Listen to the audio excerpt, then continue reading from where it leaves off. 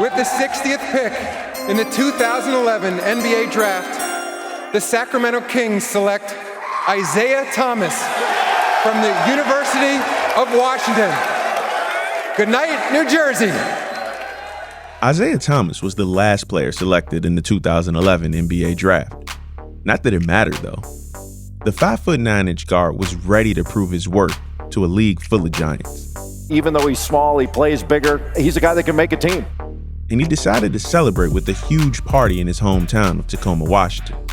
His musical guest of choice, Nipsey Hussle. After being put onto his music by a college teammate, IT and Nipsey struck up a friendship, trading tweets and messages on social media. They'd met briefly at one of Nipsey's concerts in Seattle. They texted each other. They were friends from a distance. I ended up getting drafted, and I was asking if there was any way he could come out and do a little draft party for me. And he was like, hell yeah. It wasn't just business. It wasn't just like we got booked. Hussle appreciated, that this young black male made it to the league. Nipsey's brother Sam was part of the crew that went to the draft party. And they showed us love. They had the hotels, everything, anything we needed. Before the party, IT and Nipsey really got a chance to hang out in person for the first time. We're chopping it up like a couple hours before the show. I'm kicking it with him. All his homies, the All Money In crew's in there. I got a couple of my friends in there. On one of his songs, he say sipping hot tea before he hit the stage. He really had the hot tea in the hotel room sipping it. And he was like, this is my end season. This is how I get right. Kind of like whatever you do before your games to get you mentally right. The two young men hit it off while they pregame. IT assumed they'd head to the party and Nipsey would perform a few tracks and then just dip. Usually rappers, they do a few songs. They probably do 5 or 6 songs maybe, and then they're out of there. They're getting their bread and then they're out of there. When he get on stage, we're already on stage waiting on him. One of my homeboys, while he's going through songs and stuff, he like, man, play this song. He stops it. He's like, hold on, cuz. He's like, hold on, cuz. We gonna play the whole marathon tape. And I was like, he really about to do the whole, the marathon was that 20 songs. He did every song where everybody was singing. That's when I knew it was like genuine love. From that night forward, Nipsey and IT's friendship evolved into a brotherhood. It wasn't lost on them how their lives ran in parallel lanes. And we was kind of going through the same stuff, trying to, poke our chest out and be who we always thought we could be to the world. Man, I've been knowing IT since he was in college, man. I look at his career like I look at mine. He made himself valuable, against a lot of odds. And so I fuck with IT heavy. From 30 for 30 Podcast and The Undefeated, this is the King of Crenshaw. I'm Justin Tinsley. Episode 3, Songs in the Key of Life.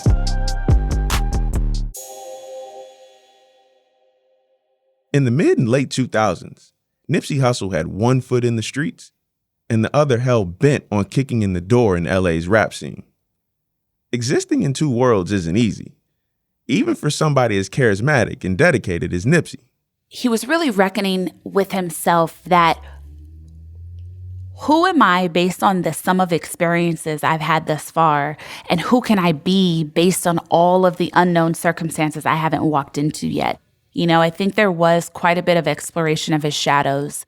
Devi Brown was an on-air personality at K-Day in LA. She was also a friend of the young rapper. I remember specifically there were at least 2 different times where we were supposed to do something and he just couldn't be found.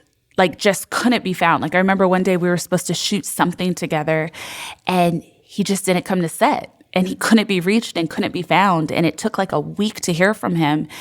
And, at that time he was just like, listen, man, I was just walking through some stuff. And, whenever that happens, I just go ghost. I just have to completely get away from everything. So no one heard from me and I'm sorry, but that's just it. Nipsey was trying to navigate the 2 big obstacles his Rolling 60s affiliation posed: the rules to the street and the police. He and his homeboy J-Stone hit the streets hard, promoting themselves and their music. But they had reached a limit on how far they could go to get the word out. It was places that we couldn't go. by us being from 60s, like we couldn't go to the A-Tray Gangsters and put up posters. We couldn't go to the Hoovers and put up posters. We couldn't go to Inglewood and put up posters. A bad situation suddenly became worse when the police raided Nipsey's studio. So when the police came and raided that spot, yeah, that was a monkey wrench. That fucked me up. Nipsey, in his own words, was pure, not doing anything illegal at the time. But he had a prior charge, and there was a gun in the studio.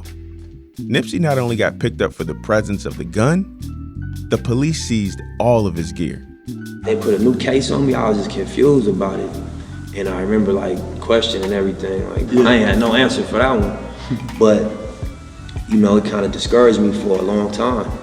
It was a major setback, financially and emotionally. But the music he'd been making when the police raided his studio, it caught the ear of a bigwig at Epic Records. A person named Johnny Shipes, he was an executive at Epic Records. He had a joint venture up there at Epic. Reached out to my people and was like, I want to sign it. All of a sudden, he was back in the game with a major label record deal in tow. I remember telling myself, you know, I must really love rap because every time I quit, I always come back to it. So I remember like, I ain't gonna quit no more. He almost immediately released a trio of mixtapes under the moniker Bullets Ain't Got No Names. Volume 2 featured Hussle in the house, the song Too Full of Crippin' to keep on the radio. But still, a track so hard and so catchy, it made people want to learn more about him.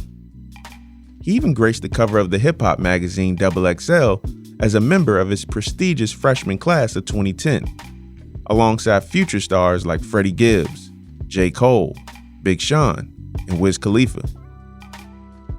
Nipsey was on his way, but then the deal with Epic imploded, just 2 years after they'd signed him. Call it a casualty of the times. In 2010, the music industry didn't know how to deal with the proliferation of streaming, legal and illegal. They were losing money. And Epic, like most labels, underwent a regime change. Existing talent like Nipsey got put on a shelf while the label searched for new blood. You know, you don't really get credit for what's already signed, and it's in your interest to bring new talent to the building. Nipsey had enough experience hustling to know a raw deal when he saw one. And he wasn't in the business of wasting time. For 7 years, he'd been trying to break out. Instead of sitting around and waiting for something to happen, Nipsey made a move. I had a convo with the general manager. I'm like, bro, I know how to get it out the trunk. You know what I mean? I appreciate what we done. Don't hold my career up. Let me go back indie. We was all like, man, you know, what we gonna do without the label? Nipsey told his brother not to worry. He had a plan. We like, listen, trust me, we winning. I got all my masters. It's some shit called streaming right now. It's some shit called TuneCore, iTunes, and you know, CD Baby. And he was lacing this. He's like, man, I'm putting all my shit on there. We gonna market it, and when it start rolling, we gonna get money coming in every month. Fuck the middleman. Fuck the middleman. Nipsey not only saw his potential, but he believed in it. Much like his homies in the NBA, Nipsey was a young black man operating in an industry where the talent was majority black, but the decision makers were overwhelmingly white. He decided he wasn't going to wait on the power structure or the white man's money to bring him success. He wasn't going to play by the rules or follow the status quo. And a lot like the player empowerment era blossoming at the same time in the NBA, think LeBron James taking his talents to South Beach the same year. Nipsey was going to make it on his own, his way. He would rely on the survival skills and hustle he learned on the streets. But he also had an example of this independence and self-reliance from his father's homeland of Eritrea. Nipsey, his brother Sam, and their dad had traveled there in 2004.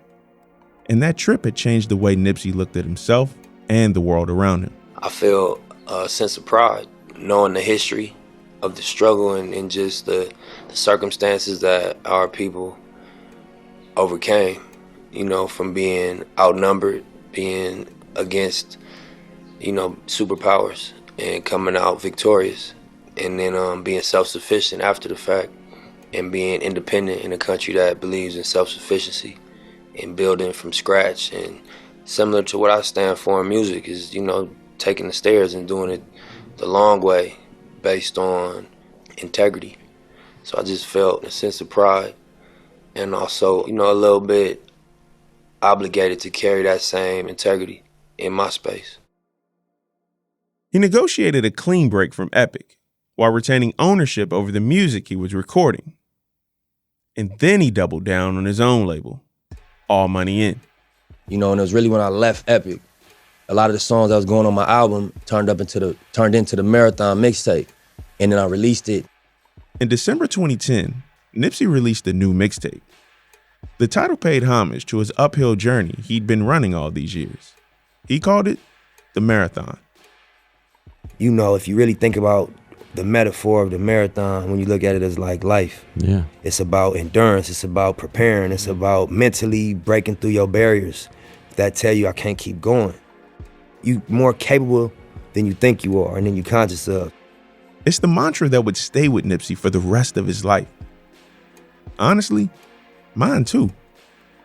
I didn't know how much Nipsey changed my life with that concept at that time. I just knew I saw parallels to my own journey. I graduated college at the height of the recession in 2008. Like so many of my peers, we had to carve out what our own image of success looked like. And that time came with a lot of sleepless nights. A lot of nights where I wouldn't just second guess myself. It was more like third, fourth, fifth, sixth, and seventh guessing myself. Looking at the ceiling wondering, am I really on the right path? In the years after college, I floated from job to unemployment, back to another job, and then back to unemployment. The only thing that kept what little bit of sanity I had left was writing.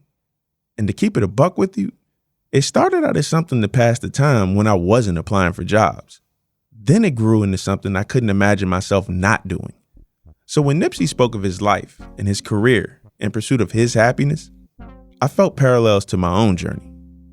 This is the thing about how Nipsey carried himself and spoke about the marathon. The concept of running your race, staying on your grind, and most importantly, going at your own pace. Well, that applies to everybody. Not just gangbangers or hustlers, everyone. The person in medical school trying to grind it out. The single parent working multiple jobs to keep food on the table. Or the fledgling journalist trying to make flipping these words pay off.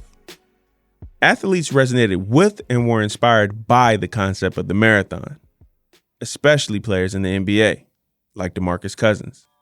It's just the fact that he made that a priority for our people. Not only did he make it a priority, but he also put that priority into play. It's like, I'm not only talking about it, I'm gonna also do it and show you how to do it. The ability to see and value the long term especially resonates with a player like DeMarcus. You want to rap about highs and lows, good laps and bad, being misunderstood? DeMarcus was drafted 5th overall in the 2010 NBA draft, the same year Nipsey broke from Epic and later dropped the marathon. DeMarcus signed with the Sacramento Kings and made the all-rookie team that first year. And for a good minute, the 4-time All-Star was a bona fide top 10 player in the league. I mean, fam was a walking 25 points and 10 boards in any arena he stepped in. Then came the obstacles. Why does the best big man in the game also have to be such a big headache? Boogie Cousins is uncoachable. Let's take last night as an example when he got 2 technicals and will now be suspended a game because he has 3,000 technicals.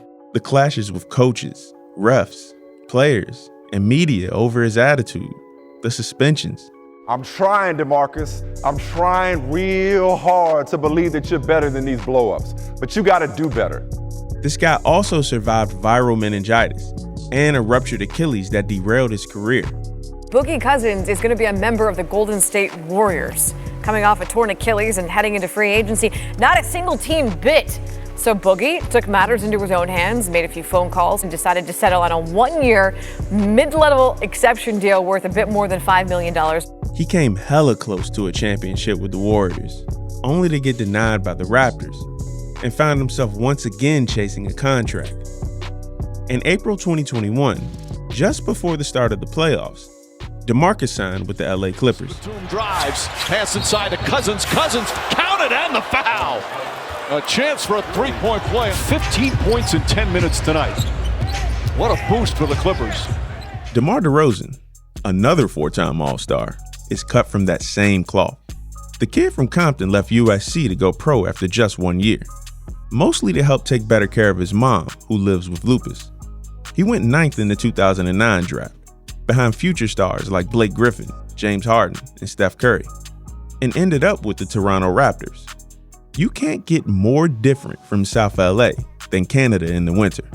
I still was wearing Chucks in the middle of December in Toronto in the cold. Year after year, he built up his skills and reputation, eventually becoming the Raptors' all-time leading scorer. He got the team to the playoffs in 2014, and again in 2015, and 2016. He got them to their first conference finals, and then... Breaking news into SportsCenter. The deal is done. Kawhi Leonard to the Raptors in a package deal that includes DeMar DeRozan going to the Spurs. Kawhi came in and led Toronto to its first franchise title. There's a new NBA champion, and it's a team from Toronto, Canada. What you gonna do? You know what I mean? Like, that was always my mindset. Like, what you gonna do? And that was at my low points. And, at your high points, you go through so much at a young age that you're scared to accept a lot of high points in your life because you don't want that letdown to hit you and knock you down. But for me, it was just, I found something I love in sports, and there's gonna be obstacles. And as long as you could continue to run, continue to build, build, because it's not gonna stop.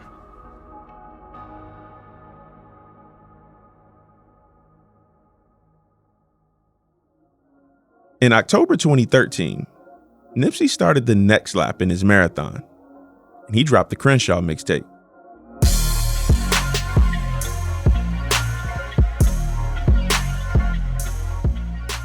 The music was dope as hell, but it was how he made the CRENSHAW tape available to the masses that really got people's attention. CRENSHAW was available online to download for free, but if you wanted a physical copy, Nipsey was charging $100. And just where did he get the idea to charge $100 for a CD from? I read a book, man. One of my homies, Big Bob Francis, he like one of my mentors. He put me on a book called Contagious. The second chapter was talking about this restaurant chain in Philly that started selling $100 cheesesteaks. And it made all type of people mad, but it also got all type of press and publicity, you know what I'm saying? Like, why would it be $100? Exactly. Go check it. Exactly, and it ended up on Oprah, on David Letterman, on all these big outlets and stuff. So I was like, the whole book is about like what make things go viral. You know what I'm saying? And so when I read that, I put the book down. I'm like, we're gonna do physicals and we're gonna sell them for $100.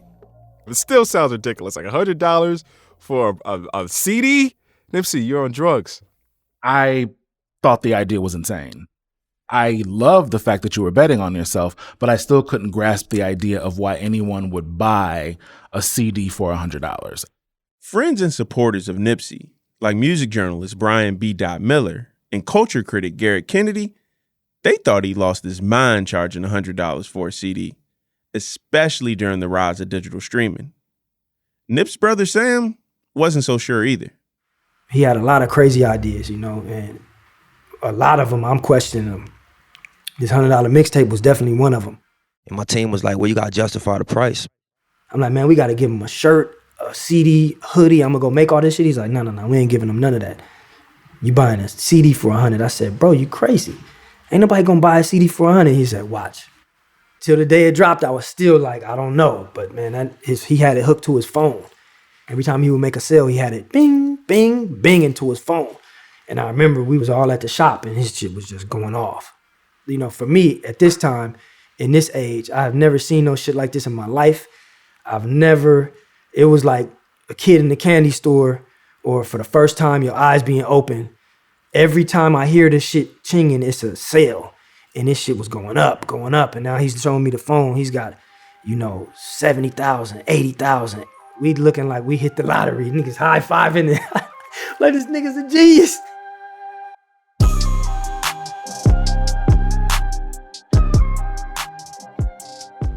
With the CRENSHAW tape, Nipsey created the concept for a marketing campaign he called Proud to Pay, which was a callback to lyrics from his 2011 mixtape, The Marathon Continues.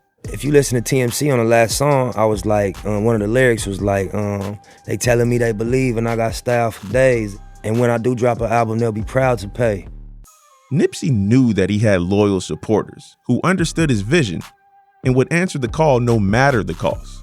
Yeah, man, and I was proud to pay. That's why I paid, Most brother. definitely. But it was by choice. It wasn't by force. If you wanted to get it for free, you can go online and download it.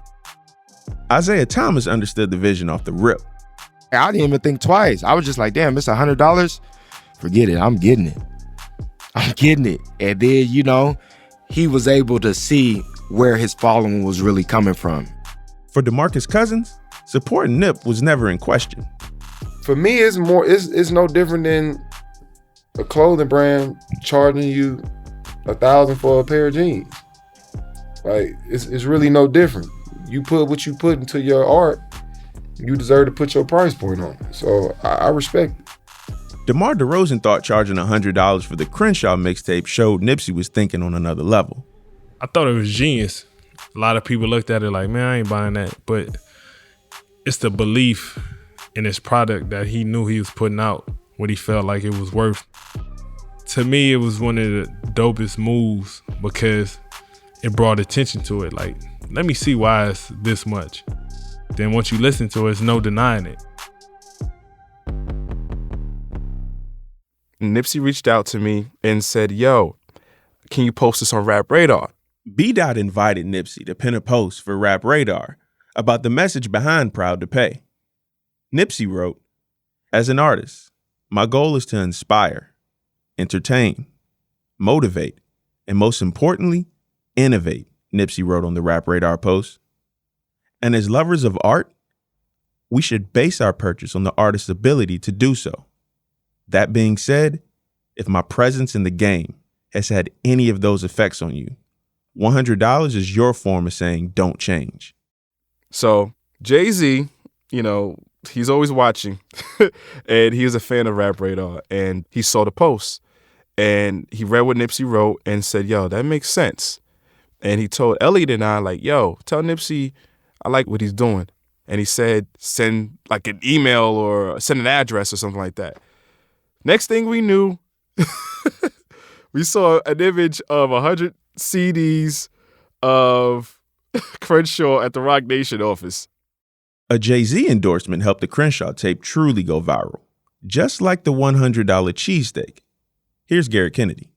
The shit sold out. You know, it took off in a particular type of way, but it was still one of those things where the story of that traveled really far, right? But it still wasn't people talking about the music unless you were already really, really, really tapped into like West Coast hip hop. Like other than that, you weren't really talking about the music itself. You were talking about the business model, which was a great model. And that headline was very sexy of, you know, Jay-Z bought, you know, a bunch of copies or whatever. That was a really sexy headline for a lot of people, but they still didn't take time to explore the music or any of those things. Nipsey had new fans popping up everywhere, genuinely interested in learning what the hype was behind the guy selling the $100 mixtape. But Nipsey wanted people to respect his artistic vision just as much as his business vision.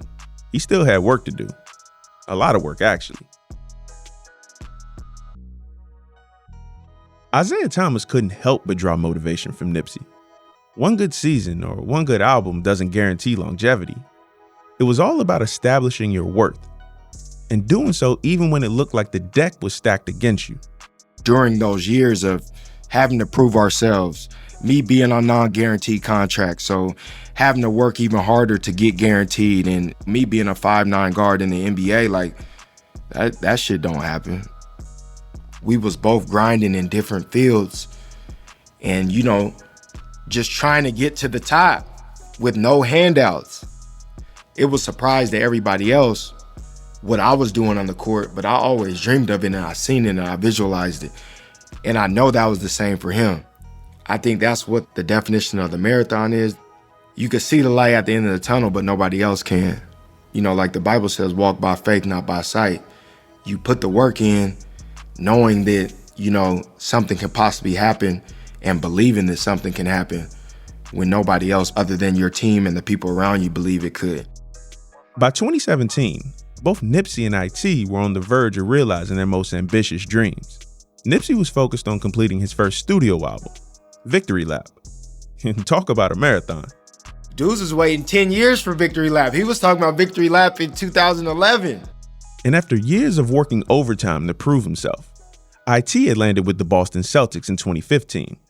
This was one of the most storied franchises in the NBA. And IT quickly became not just one of their best players, but one of the best players in the entire league. Thomas on the drive, pull-up jumper, it's good! Isaiah Thomas gives the Celtics... He even earned the nickname Mr. Fourth Quarter. But it's tough to solve the puzzle that is the fourth quarter of Isaiah Thomas scoring. During the 2017 NBA season, IT was a legit MVP candidate who led the Celtics to the #1 seed in the Eastern Conference. But it wasn't just their successes that continued to run in parallel lanes. The two friends were about to experience parallel tragedies. Horrible news surfacing regarding star Isaiah Thomas. His younger sister, 22 years young, killed in a car crash this evening, reportedly in the state of Washington. Thomas was told about this after practice today. Obviously, you can just imagine what's going through his mind with the game tomorrow. News of his sister China's death came on the eve of the Celtics' opening round playoff series against the Chicago Bulls. With Game 1 looming, people weren't sure whether or not IT would play. But that's the thing about marathon runners.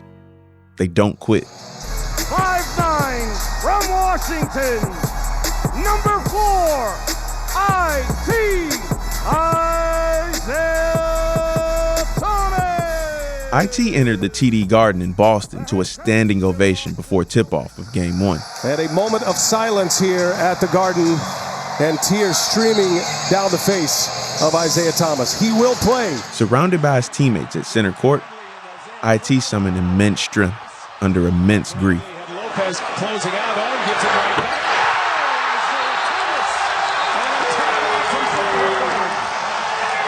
He's in the game now. IT turned in a 33-point, 6-rebound, and 6-assist performance. It wasn't enough to win that night, but Thomas would ultimately lead Boston to a series victory. The Celtics can dribble it out as they defeat the Chicago Bulls 4-2. In the Eastern Conference Finals, IT aggravated a hip injury and was shut down for the remainder of the playoffs. Isaiah is limping. Something is wrong with him.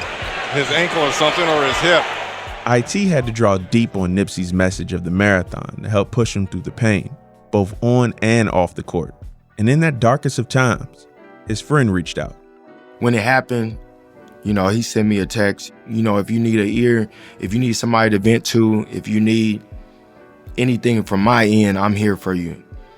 Just knowing that somebody like himself saying something like that meant everything to me. A little bit around that time, one of his friends had passed too. 5 months after IT's sister died, Nipsey lost one of his closest friends, Stephen Fats Donaldson. That was somebody that, he grew up with. I was a business partner, family, everything. Not even blood could have made Fats and Nipsey any closer. Fats was a co-founder and part owner of All Money In Records, and he had his hand in several other businesses with Nipsey. Fats is the reason I even knew about Nipsey in the first place, through our mutual friend, Brian Robinson.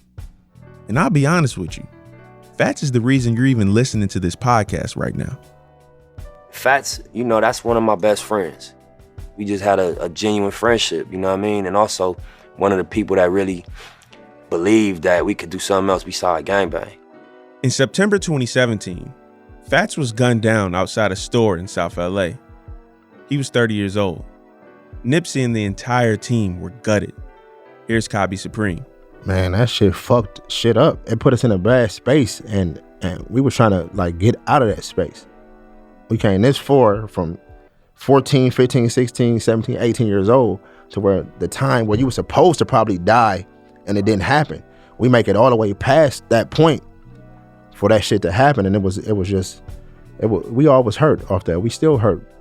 Felt like Twilight Zone, man. I couldn't believe it. We had been through so much, and I thought we was invincible up to this point. He was a little different in his energy. That shit hurt him.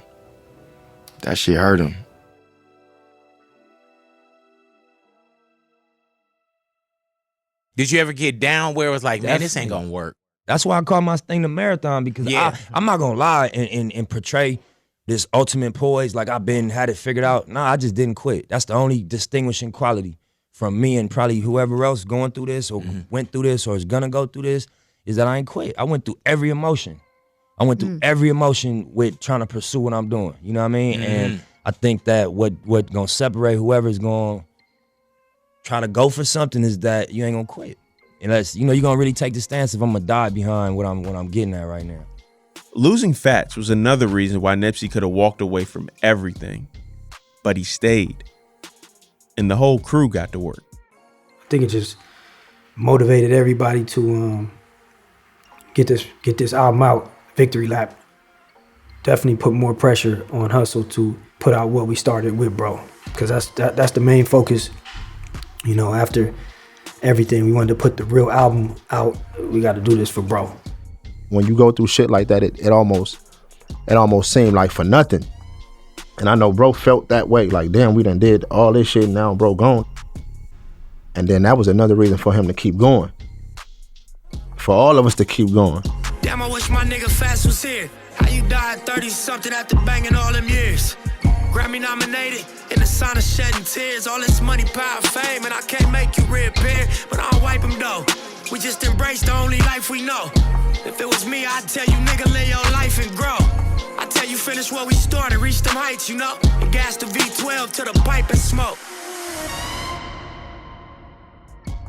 Like, you know, on Racks in the Middle, he said, I wish my nigga Fats was here. That was real. Like, he really wished that. And I think that was a missing piece that, you know, really got to him. Nipsey and IT grieved together, trading text messages and calls, just checking in. IT knew firsthand how bittersweet finishing Victory Lap without Fats was for Nipsey. Some of my dopest moments, especially after my sister passed, was like, damn, I wish she was here to see this. Like, even when my daughter was born, it's like, damn, she would've loved, you know, being around my daughter. Like, stuff like that. So that, I know he missed that.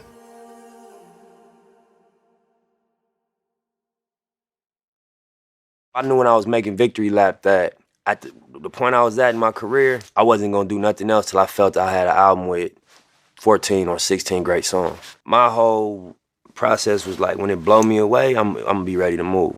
He wanted this debut album, some 15 plus years into his career, to launch him to superstardom. Nipsey felt like he was still on the cusp of greatness, because he was. Greetings and salutations, Earth humans. My name is DJ Head. DJ Head is a radio personality in LA. He's somebody that artists trust to critique their music. I'm gonna tell you honestly what I think about your music before you even turn it into the label. So that way the label doesn't have a chance to fuck you before the public does. I'm that guy. As Nipsey was deep in the creation of Victory Lap, DJ Head came through the studio and offered his 2 cents. In a nutshell, what I told Nipsey was, you make highbrow, high-level boutique rap, which is fine, and we love it. But at the same time, you leaving all of this over here on the table. The radio station is available to you. You have to just make something that they can fuck with. We call it slaps, right? Give the people some slaps. Like, the name Nipsey Hussle is bigger than all your songs at that time. This is what I was trying to explain to him. I'm like, at the moment you get a record to match your name, that's when they're gonna have to put you in them conversations. They're gonna have to give you Grammy nominations. They're gonna have to put you on the radio. They're gonna have to give you these awards. Right now, though, you have a brand, but I need some slaps. And so, I mean, the mood was fucked up. He was smoking his blunt by the stairs, and we were just about to leave. He pulls me aside and he was like, "Hey, you know, you say crazy shit to niggas, like you say wild shit to niggas." And he's like, "But you know why they fuck with you?" And I'm like, "Why, bro?" He said, "Because your intentions are pure, and that's why I fuck with you." Last time that I checked, it was 5 chains on my neck. It was no smut on my rep. Last time that I checked, I was selling zones in the set. Make $250,000, no sweat. Last time that I checked, I'm the streets voice out west. Legendary self-made progress. Last time that I checked, first you get the money, then respect, then the power and the hoes come next. Last time that I checked. Because of that conversation, he told me, "I got you. I'm gonna get you a record that the DJs can support," and that ended up being the Last Time That I Checked record with YG. Last time that I checked, most definitely, as DJ Head would say, slaps.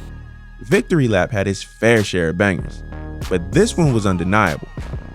Not even 6 months after losing his best friend, Nipsey Hussle was ready to put out his debut studio album. And the team was confident and proud. Every time Nip record, every time I hear something, I tell him to test this if I get goosebumps. Every record on Victory Lap, I got goosebumps. When I first heard it, it gave me the chills. You know, when I first heard it, I was like, yo, this joint is classic. I said it off bat. I was like, this joint is fire. For B-Dot and Garrett Kennedy, Victory Lap was the Nipsey project they had been waiting for. It wasn't until Victory Lap where I felt like I was listening to someone who was so firmly stepping into their voice as an MC, who was so firmly stepping into what they were as an artist, who they were in terms of like, this is what I want the public to understand about me. And there was something about it. Yeah, the whole album, it slapped, but he made lots of music that slapped. He made lots of music that hit really hard. But there was something about this project. We had heard about this record coming for years, you know, but then it happens and it's exquisite. Debbie Brown is the friend who had to tell a 23-year-old Nipsey that his first radio hit, Hustle in the House, was getting pulled off the air because of all the gangbanging references. So for her, the success of Victory Lap was deeply satisfying. I had first started hearing like the single in the car. Hearing it in the car was different, especially remembering what it was like to get him on the radio at all. You know, both he and I were much older at this point, successful in different ways. To be able to turn on the radio and hear his music, knowing how it started, I would just cry. Like, I legitimately, when I heard the whole album from start to finish, I cried. And I hit him up and I was like, I'm crying right now. I was like, this project is so incredible. And his response to me was just like, yo, if anybody knows, you know. Like, thank you for always being solid. You know, you're my sister. And I was like, I love you. I'm so proud. It was a really powerful moment. And you already know the marathon continues. This shit don't stop.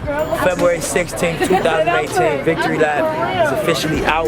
So make sure y'all download the album, buy the album, stream the album, turn this shit up. The release was timed with NBA All-Star Weekend, which just so happened to be in Los Angeles. Black Panther dropped that weekend too. And let me tell you something, as someone who was there on the ground, it was a celebration of blackness, of epic proportions. And Nip was the unofficial host. For it to drop and hit like it did, All-Star Weekend in LA, like it was just the perfect situation. It seemed like perfect moments. We're honored to be here, part of 2018 NBA All-Star. So let's get this thing going, man. Let's have fun. I was at All-Star Weekend in LA. The song for the weekend was Last Time I Checked. Every time I dropped that record all weekend long, the club went up. Love, man. Thank you, bro. I appreciate that. The weekend was like a gift or a race well run. It brought together hip-hop and basketball. Nipsey and his brothers in the NBA, all in his hometown. Victory Lap debuted as the #4 album in the country. Nipsey had that classic album he always knew he would make, and it would be one that would bring him his first Grammy nomination. But the race wasn't over. As far as Nipsey was concerned, the marathon was just getting started.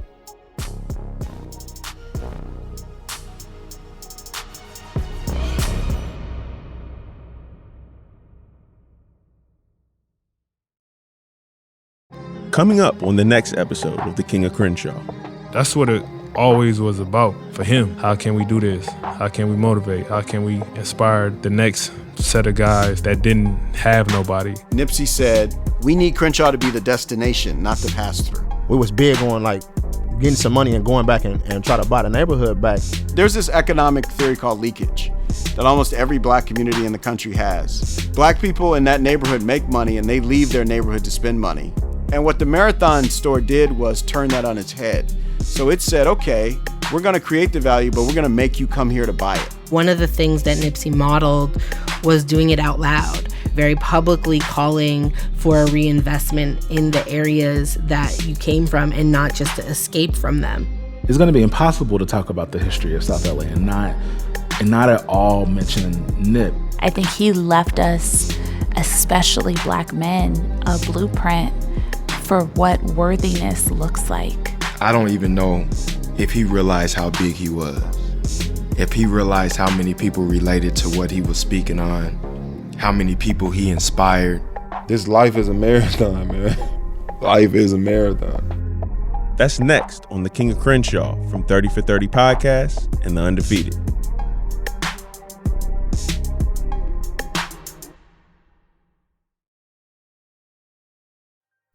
The King of Crenshaw was reported and hosted by me, Justin Tinsley. Senior producer is Joanne Griffith. Our production team, Gus Navarro, Dave King, and Derwin Graham. The series was edited by Julia Lowry Henderson, senior editorial producer for 30 for 30 Podcast, and Steve Reese, deputy editor for The Undefeated. Executive producers, Aaron Layden, Brian Lockhart, Kevin Merida, and Raina Kelly. Additional production support, Meredith Hodnott, Mitra Kaboli, and Eve Wolf. Original music by Lawrence Dobson and Lamar Edwards of 1500 and Nothing. Music supervisor, Kevin Wilson. Mix engineering by Ryan Ross Smith, Garrett Lang, and Ben Tolliday. Project manager and licensing, Kath Sankey. Jennifer Thorpe provided additional licensing support. Development, Adam Newhouse and Trevor Gill. Chantre K-Mac is our talent director. And Cherie Stevens, our associate talent director. Demi Lauren created the original artwork for the series. Roger Jackson provided fact-checking. Alan Lau provided legal review. Special thanks to Riley Bloom, Holly Tenty, Jonathan Larson, Anthony Salas, the team at Podville Media, and everyone who made time to speak with us for this series.